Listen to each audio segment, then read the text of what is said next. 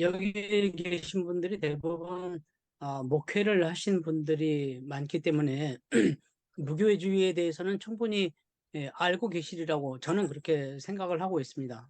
그래서 전에 이제 제가 아둘람에서 무교회주의에 대해 발표한 적도 있기 때문에 저는 무교회주의에 대해서 말씀을 드리는 것보다는 우리 지성수 목사님이 말씀해 주신 대로 철저하게 저의 개인적인 아, 신앙 이야기, 어떻게 무교회주의를 알게 되고 그렇게 살아왔는지 그 말씀을 좀 드리려고 합니다. 물론 이제 제일 걱정되는 게 재미없게 하면 지 목사님께 혼나기 때문에 그게 제일 걱정이긴 합니다. 그런데 그렇게 길지 않게 하려고 생각하고 있습니다. 일단 이제 무교주의 뿌리에 대해서 제가 간단히 좀 말씀을 드리면 그 한국 무교회의 1세대라고 할 수 있는 김교신이라든지 아니면 뭐 함석헌, 송두용 이런 분들이 어떻게 무교회주의를 우리나라에 들여오게 됐나 그 부분을 이제 간단히 시작으로 말씀을 드리면 무치무라 간조라고 하는 일본의 그 신학자에 대해서는 많이 들어서 알고 계실 겁니다. 그런데 여러 가지 루트를 통해서 우치무라 간조의 조선인 문화생들이 많이 있었던 겁니다. 많이 있었는데 그 중에 한 사람이 아마 함석헌 선생이 제안을 하지 않았나 싶은데 이분의 제안으로 이 함석헌 우치무라 간조의 성경 공부 모임 여기에 참석하는 조선인들끼리 한번 모여보자 이런 제안을 했다고 합니다. 그 제안에 의해서 6명의 조선인들이 모여서 동경에서 성서조선이라고 하는 잡지를 발간하기 시작합니다. 그게 1927년인데 발간하기 시작한 지 얼마 안 돼서 이 사람들이 개인적으로 계속 귀국을 하게 됩니다. 오랫동안 계속 남아서 있는 게 아니라 그렇게 돼서 성서조선의 발간이 도쿄에서 시작이 됐지만 이게 다시 귀국을 해서 조선으로 들어와서 발행을 계속하게 되는데 6명의 동인지 형식으로 이루어지다가 이게 또 이 뭐라 그럴까 이 결사랄까 이런 것이 이제 약해지면서 이게 김교신 선생의 개인이 책임지고 발간하는 일이 돼버려요. 왜냐하면 이게 이제 잡지라는 것이 열심도 필요하고 능력도 필요하고 또 돈이 또 필요한 일인데 김규신 선생이 직장 생활을 하고 있는 관계로 이것을 감당할 수 있는 상황이 됐던 겁니다. 잡지 발간을. 그래서 김규신 선생이 이 주필이 돼서 책임 편집 겸 뭐 주필 형식이 돼서 잡지를 계속 발간을 하게 됩니다. 발간을 하게 되다가 1943년에 43년 굉장히 그 일제가 아, 그 악명을 떨칠 때 극에 달했을 그때쯤에 그 조화라고 하는 개구리의 죽음을 슬퍼한다라고 하는 글을 쓰셨다가 그게 이제 조선인의 끈기 살아남는다 결국은 살아남는다라고 하는 그런 뜻으로 썼다라고 해서 잡지가 폐간이 돼요. 폐간이 되고 광복 직전에 김규신 선생이 돌아가십니다. 돌아가시면서 실질적으로 이제 뭐 이미 잡지는 폐간된 거고 김규신 선생이 돌아가시면서 남은 사람이 함석헌 선생과 송두영 선생 이렇게 두 분 정도가 남았는데 함석헌 선생이 이제 남쪽으로 내려오시죠. 남쪽으로 내려오고 송두영 선생은 아예 남쪽에 계시던 분이고 그러다가 광복 이후에 함석헌 선생이 조금 다른 길을 가게 됩니다. 아시다시피 그게 이제 한국인의 입장에서 봐서는 그게 바른 길이 될지 아니면 다른 길이 될지는 모르겠지만 어쨌든 다른 길을 걷게 돼요. 다른 길을 걷게 되면서 1세대 무교의 지도자 중에서 유일하게 남아있는 사람이 송두영 한 사람으로 이제 모아지게 됩니다. 모아지게 돼서 이분이 이제 서울 오류동 당시에는 이제 부천이었죠. 그 오리동에서 성경 공부 모임을 계속 해 나갑니다. 해 나가는데 이제 저희 아버지가 송대원 선생님의 그 모임에 나가는 제자로부터 신앙을 배우게 돼요. 그 권정님이라고 하는 분인데, 이분이 이제 아버지의 초등학교 교사였는데, 이분을 통해서 이분이 돌아가시면서 이분의 기도와 죽음을 통해서 아버지가 기독교인 이제 되거든요. 아버지 같은 경우는 특이한 게 뭐냐 하면 아, 기독교인이 되기 전에 흥사단 활동을 했습니다. 흥사단 활동을 해서 민족 정신의 투철한 민족 정신 뭐 이런 것을 갖고 있던 그런 상황에서, 그래서 그렇기 때문에 더욱 기독교에 대해서 반발을 하고 있는 상황이었는데, 그 선생님이 돌아가시면서 아버지가 회심을 해서 이제 기독교인이 이제 되거든요. 그래서 아버지가 이제 결혼하기 전에 기독교인이 되고, 또 결혼한 이후에 저희를 낳아서 아, 이제 그 주일 예배는 물론 오르동으로 다녔지만 가정 예배를 드린 거예요. 아버지가 특이하게. 무교회주의에서 다 그렇지는 않습니다. 그렇지는 않은데 아버지가 저희 오남매를 낳아서 어려서부터 계속 가정 예배를 본 거예요. 그러니까 저는 이제 한글을 깨칠 때쯤, 초등학교 들어가기 전에 한글을 깨칠 때부터 이제 성경을 이제 매일매일 예배를 드린 거죠. 아침마다 예배를 드렸으니까 그 어려운 구약 성서에 그 가야 했느니라 이랬느니라 하면서 그 어려운 단어들이 나오는 그거를 이제 계속 읽고 듣고 하면서 했기 때문에 제가 이제 글을 쓰거나 말을 하거나 하는데 그게 상당히 제 입장에서는 도움이 되지 않았나 이런 생각을 합니다. 그래서 그런 가정 예배를 한 10년 정도 아마 계속 하셨던 것 같습니다. 그리고 주일이 되면 오르동의 송대웅 선생님 성경보 모임에 이제 나가고 이제 그런 형식이 됐거든요.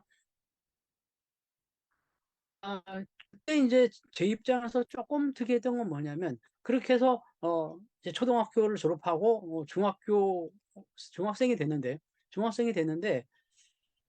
그때 이제 그 79년 11.6 그게 있었던 겁니다. 있었는데 에, 그때 무슨 특별한 계기도 없었는데 대통령이 죽었대라고 하는 얘기가 들린 거예요.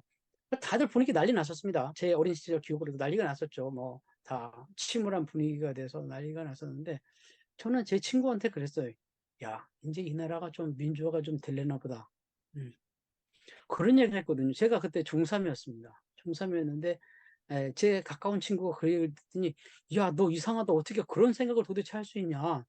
그런 얘기를 했습니다. 근데 나중에는 이게 거꾸로 됐어요. 이 친구가 나중에 고대 가가지고 대모를 열심히 하다가 붙잡혀 들어가서 고생을 많이 했는데, 어쨌든 제가 그런 얘기를 했습니다. 그래서 저는 그냥 자연스럽게 사고방식이 이거 독재 잘못된 거다 하는 것이 예, 그냥 중학생인 때에도 그런 생각을 하게 됐던 거죠. 그러니까 그때부터 벌써 이 싹수가 어땠는지 어쨌든 그런 상황이었습니다. 그렇게 중학생을 보내는데, 중학교 때 또 기억이 날 만한 게 뭐냐 하면 정농회라는 겁니다. 정농회라는 건데 지금도 아마 그런 그 활동을 많이 하시는데, 그때 정농회의 원경선 선생님이라든지 이런 분들의 글을 통해서 그때도 이미 얼마나 지구 온난화까지는 아니었는데 인간의 그 욕심이, 그러니까 자동차라든지 아니면 농약이라든지 화학 비료라든지 이런 것이 지구 환경을 얼마나 파괴시키나, 이런 것들이 정론에선 다 논의되고 있었거든요. 제가 정론의 쪽 책을 보면서 나는 이제 자동차를 운전하지 않겠다. 자가용을 운전하지 않겠다. 그리고 이제 뭐 결혼도 하지 않겠다. 뭐 집도 가지지 않겠다. 이런 생각을 이제 중학교 때 자연스럽게 저는 갖게 된 겁니다. 그게 이제 뭐 기독교적인 분위기도 있겠지만 그냥 자연스럽게 접하게 된 정롱의 책이라든지 이런 걸 통해서 그런 생각을 이제 하게 됐던 거죠. 그러다가 중학교를 졸업하고 이제 고등학교를 가게 됐습니다. 근데 저희가 오남매인데 아버지가 혼자 벌어가지고 오남매 고만고만한 큰형이 60년생이고 막내가 66년생인데 그 사이에 5명 있는 겁니다. 60, 61, 63, 64, 66 다섯이 있는 거예요. 그러니까 고만고만한 애들이 초등학교 다닐 때는 별 문제가 없었는데 중학교, 고등학교를 들어가게 되니까 이 등록금 납부금 문제가 굉장히 이게 이제 아버지가 이제 감당하기 힘든 상황이 된 거죠. 그래서 제가 이제 철도학교를 가게 된 겁니다.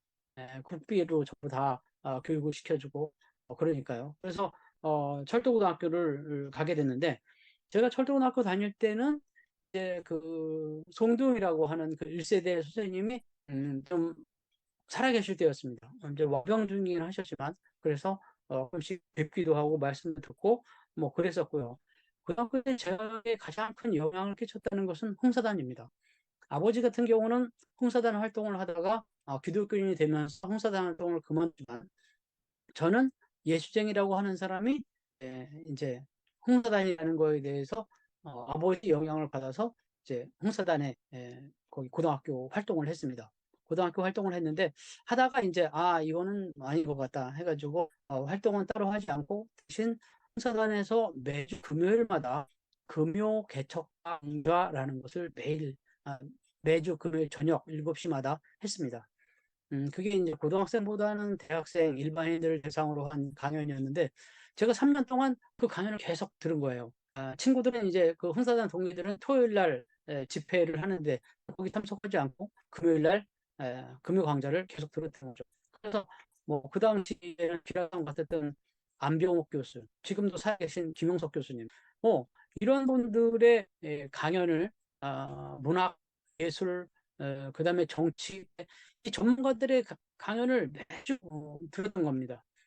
그랬는데 이제 저희 집사람이 흥사단 동기입니다. 흥사단 동기인데 그때 금요강좌를 계속 3년간 같이 들으면서 비슷한 생각을 많이 갖게 되고 그래서 이제 나중에 이제 결혼까지 하는데 어쨌든 제가 고등학교 생활에 가장 큰 영향을 끼쳤다라고 하면 이제 흥사단 활동이라고 말할 수 있는데 사실 그 당시만 해도 독재정권, 군사정권 때였기 때문에 흥사단 활동을 한다라고 얘기하면 이건 뭐 지키는 상황이었습니다. 그래서 저희 1년 흥사단 선배 같은 경우 덕수상나 이런 데서는 학교에다 자퇴원서를 내고 흥사단 활동하고 그랬거든요.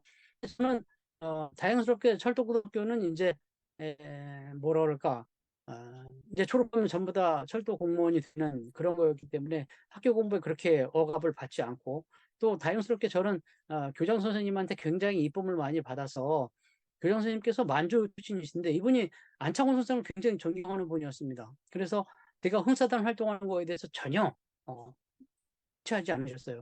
그래서 어려움 없이 흥사단 활동을 했고 저희 선생님들은 반정부 활동을 굉장히 열심히 해요. 저희는 사실 그렇게 활동하면서 반정부 활동까지는 하지 않았습니다. 그리고 나서 고등학교를 졸업하고 바로 얼마 안 있다가 이제 철도청에 들어가서 철도 공무원 생활을 하게 됐습니다. 그래서 강원도 연화라고 하는 강원도 영월 지역에 있다가 거기에서 이제 제천조차 몇 만에 제천조차장이라고 하는 역으로 발령을 받았는데 거기서 재밌는 거는 뭐냐 하면 제천에 아가페 서점이라고 하는 기독교 서점이 있었습니다. 지금은 없어졌습니다. 지금 없어졌는데 이제 기독교 관련되어 있는 책을 구하러 거기를 갔다가 깜짝 놀란 겁니다. 왜냐하면 기성교단에 다니는 기독교 그러니까 그분은 이제 장로교 쪽인데 그 서점임에도 불구하고 무교회와 관련되어 있는 책들이 꽤 많이 있는 겁니다. 오치무라 간조 전집도 있고 그다음에 이제 얘기를 들어보면 그 서점 그 주인 되는 분이 김교신 선생에 대해서도 잘 아시고 그러는 거예요. 그러니까 거부감 없이 이제 거기를 출입할 수 있게 됐거든요. 그래서 그게 이제 그 서점에서 성경 공부 모임을 하게 될 때 저도 거기 참여해서 성경 공부 모임 일원이 됩니다. 그리고 성경 공부 모임을 주관하는 분이 서울대 치과대학을 나와서 그 공중보건의로 제천에 계시던 분이었는데 이분 성경 공부 모임을 계속 참여를 하면서 제가 살아계신 하나님을 그때 체험을 하는 거예요. 그 이전에 그렇게 예수쟁임내하고 계속 예배에 참석하고 그랬어도 하나님께서 살아계시다라는 것을 제가 체험을 하지를 못했거든요.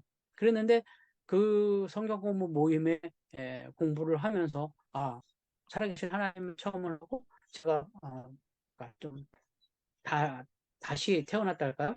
이런 기억이 있고 그리고 기성 기독교에서 발간한 여러 가지 책들, 뭐 기독교 고전시라든지 아니면 그 홍성사에서 나온 그 김수 작가의 소리라든지 땅끝에서 오다, 땅끝으로 가다, 땅끝에 시계탑 이런 것도 열심히 보고 그래서 이제, 기독교에 대해서 좀 다른 시각으로 이제 보게 된 거예요.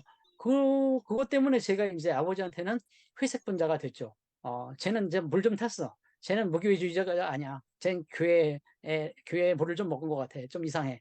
아버지는 이제 저를 그렇게 보셨는데 제 입장에서 기독교 고전을 볼 때는 이게 단순히 기성교회냐 아니면 무교회냐의 이야기가 아니라 그게 2000년 기독교의 정수다라고 그런 시각에서 봤기 때문에 제가 이제 우찌무라 간조의 로마서 강해에 앞서서 목사님의 로마서 강해를 먼저 본 이유도 바로 이제 그런 이유가 있었던 겁니다.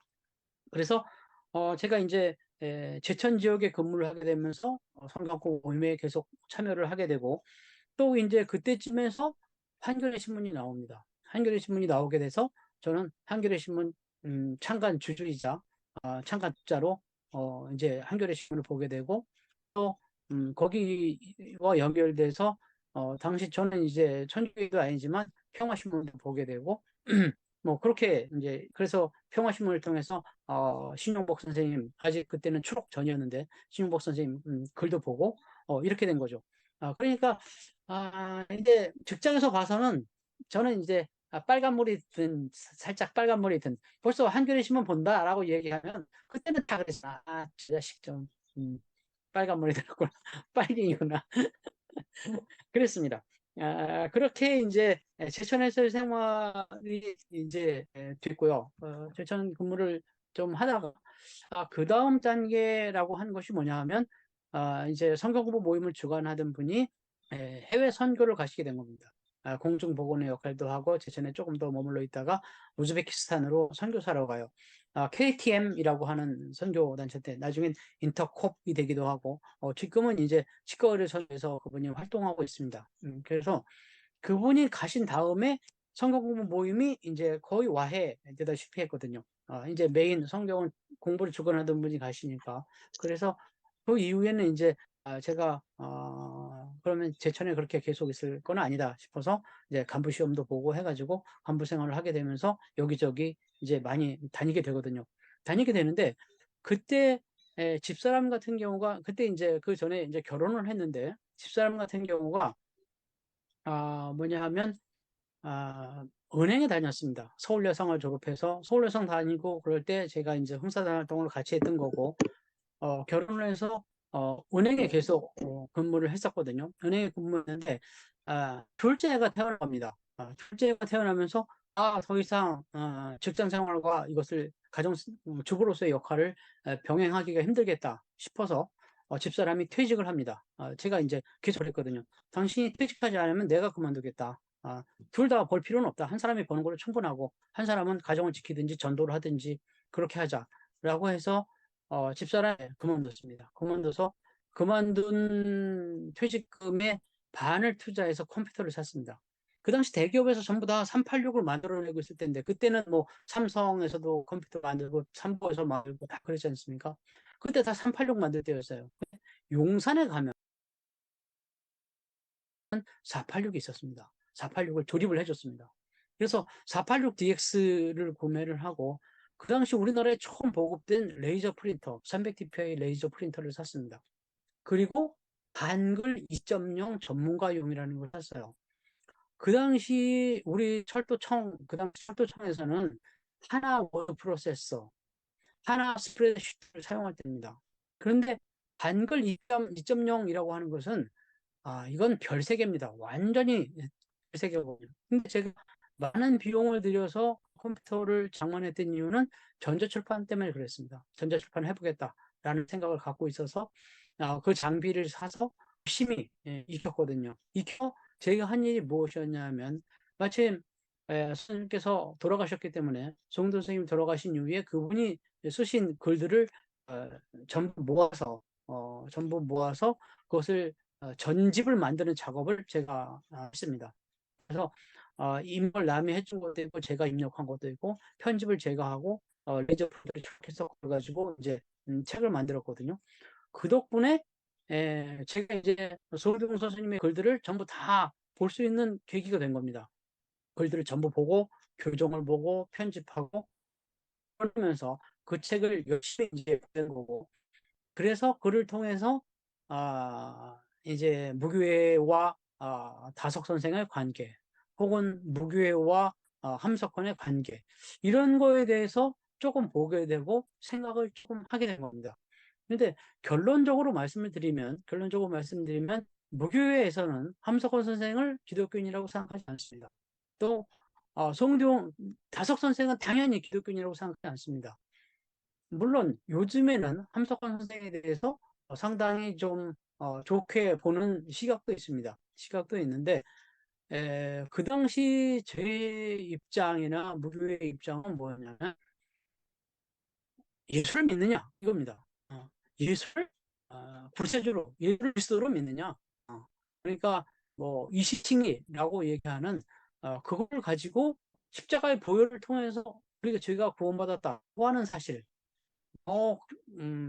무교회처럼 교단을 만드느냐 안 만드느냐를 받느냐 안 받느냐, 이것 전부 다 껍데기 얘기고, 껍데기 얘기고, 본질적으로 예수가 그리스도라고 하는 사실을 믿느냐 안 믿느냐를 가지고 기독교인이냐 아니냐를 판단해야 된다라고 생각한 겁니다. 근데 1세 송대용 선생이나 아니면 김규신 선생님께서 젊은 시절에 그 다석 선생님하고 계속 교류를 하셨고 서로 존경하는 사이기는 했지만, 그럼에도 불구하고 그분들은 다석 선생님을 기독교인이라고 생각하지 않았다고 저는 보고 있습니다.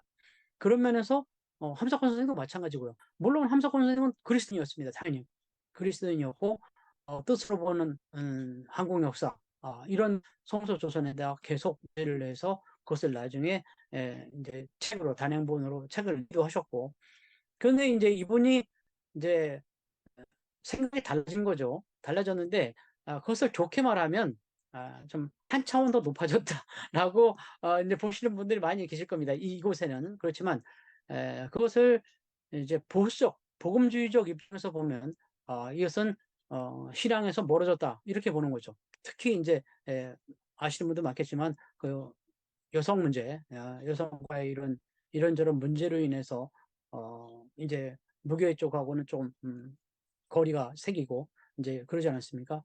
어쨌든 전 지금도 함석헌 선생님이 기독교인이라고 생각하지 않습니다. 그분이 위대한 사상가다라고 하는 부분은 분명하지만 기독교인이 아니라고 생각합니다.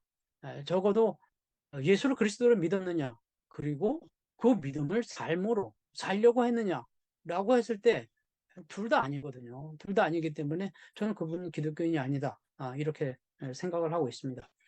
이제 그 다음 장에 제가 이제 시간이 많이 가서 제가 30분까지만 할까요? 어떻게 할까요? 네, 30분 그때까지만 하겠습니다. 제가 그렇게 이제 여러 곳을 다니면서 이제 간부 생활을 하게 되면 여기저기 발령을 나고 이제 그렇기 때문에 여기저기 돌아다니게 되는데 20년도쯤 해서 이제 본가에 집을 짓고, 아버지가 예전에 양계도 하셨었는데 양계장터에다가 집을 짓고 부모님과 함께 살게 됩니다. 이제 좋게 말하면 이제 모시고 사는 거죠. 모시고 살았는데 그야말로 가정적으로 보면 굉장히 해피한 생활이 이제 계속 되는 거죠. 계속 됐었는데 2005년도에 어머니께서 갑자기 돌아가십니다. 어머니께서 갑자기 돌아가셨는데 돌아가시고 나서 한 1년 정도까지는 아버지가 잘 견디셨는데 그 이후에 아버지가 조금 이상해지시는 거예요. 그래서 재혼을 하십니다. 재혼을 하시는데 말 그대로 성격 차이 때문에 헤어지시고 다시 재혼하고 또 헤어지고, 그런 게 몇 번 거듭되는 거예요. 거듭되는데 아버지가 재혼하시는 이유는 간단합니다.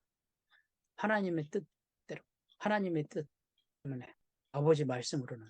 그리고 그 당시 아버지는 십자가 복음이라고 하는 잡지를 발간하고 계셨어요. 무교회 쪽에서는 대개 모임별로 원칙 기본적으로는 이게 모임이라기보다는 개인 집회이기 때문에 대부분 원래적으로는 무교회 모임이 개인이 성서 잡지를 발간합니다. 그게 이제 전도의 일반을 향한 전도의 방법이기도 한데, 그런데 이제 아버지 같은 경우는 십자가 복음이라는 잡지를 오래 발간하셨거든요. 그래서 잡지 발간을 하려고 그러면 내조자의 도움이 필요하고, 그래서 결혼을 한다라고 계속 말씀하셨는데, 저희 입장에 봐서는 그게 아니었거든요. 아버지가 장기로 박사님을 굉장히 존경하셨습니다. 장기로 박사님 살아계실 때. 아시다시피 장기로 박사님은 무교에 두고 온 사모님 때문에 재혼을 하지 않으신 분이잖아요. 음, 하늘나라에서 다시 만나겠다고 재혼을 하지 않으신 분이거든요. 그렇게 그분을 존경하고 많이 따르시는 그런 분이었어요. 근데 정작 아버지는 그분을 그렇게 존경하시면서 재혼을 그렇게 하시고 쉽게 헤어지시고 하시는 거. 왜 그러시냐고 그러면 하나님의 때문에 뜻으로. 그래서 그 부분 때문에 아버지하고 마찰을 많이 했습니다. 하나님의 뜻이라고 하면 아버지, 하나님의 계시를 받았습니까? 메시지를 받았습니까? 하나님의 뜻이라고 하는 증거가 뭡니까? 이런 전쟁 굉장히 많이 해서 저는 아버지께 사이비 예수쟁이다 라는 말씀 많이 드렸고, 아버지는 기독교인이 아니다 라고까지 심한 얘기도 많이 하고 그랬습니다. 그건 아버지가 저를 키운 겁니다. 어린 시절에 가족 예배를 통해서 계속 발표를 하고 말하고 이런 기회를 계속 줬기 때문에 아버지한테도 아버지는 가짜 예수쟁입니다. 아버지는 예수쟁이 아닙니다. 그렇게까지 말하게 만든 것이 아버지죠. 결국 저는 그렇게 심한 얘기를 많이 하고 결국은 아버지하고도 헤어졌습니다. 헤어졌다는 건 뭐냐면 아버지와 함께 드리는 예배에서 독립해서 더 이상 아버지하고 예배 안 드립니다. 그래서 독립해서 아내와 둘이 혹은 아이들이랑 가실 땐 아이들과 함께 주일 예배를 드리고 그렇게 예배를 했습니다. 예배를 드리다가 올해 들어서 이제 아시는 분 계시겠지만 아들람 공동체에 초대를 받게 돼서 지금은 이제 아들람 공동체에서 예배를 드리고 있습니다. 예배를 드리고 있는데 그 이전에 이제 무교회 쪽에다가 제가 가끔 말씀드렸던 것은 무교회 모임에 계속 왜 안 나오냐 나와라 라고 말씀하실 때 저는 그랬거든요. 아버지가 돌아가신 다음에 생각해 보겠습니다. 이렇게 말씀을 드렸는데 근데 이제 아버지가 올해 돌아가셨거든요. 돌아가신 다음에도 아들람 예배 참석하느라고 무교회 쪽 모임에는 합류하지 않고 있습니다. 결국은 이제 가나안 신도인데 그것은 여러 가지 이유가 있습니다. 제가 본질적으로 생각하는 기독교인의 삶이라고 하는 것은 낮은 곳을 향해야 된다라고 보는 겁니다. 가난한 사람들과 함께하고 어려운 사람들과 함께하고 그것이 이제 기독교의 본질이다. 예수께서 그렇게 사셨고 그것을 따르는 것이 우리의 삶이다라고 생각하고 있고 또 실질적으로 1세대 기독교인들, 1세대 무교회 선배님들은 목숨 걸고 믿었거든요. 그리고 가진 거 다 나눠주고 그렇게 죽을 각오하고 믿었거든요. 그래서 그게 올바른 예수쟁이로서의 길이다 라고 생각을 하고 결혼할 때도 그랬거든요. 죽을 각오하고 살자. 죽을 각오하고 믿자. 그렇게 생각은 그렇게 하고 살았습니다. 지금은 이렇게 물이 많이 들었지만 그래서 지금까지는 이제 그렇게 하고 있고 무교의 많은 부분들이 상당히 뭐 성교회 정도까지는 아니지만 상당히 보수화되어 있습니다. 보수화되어 있어서 저희 아버지만 하더라도 돌아가시기 전까지 조선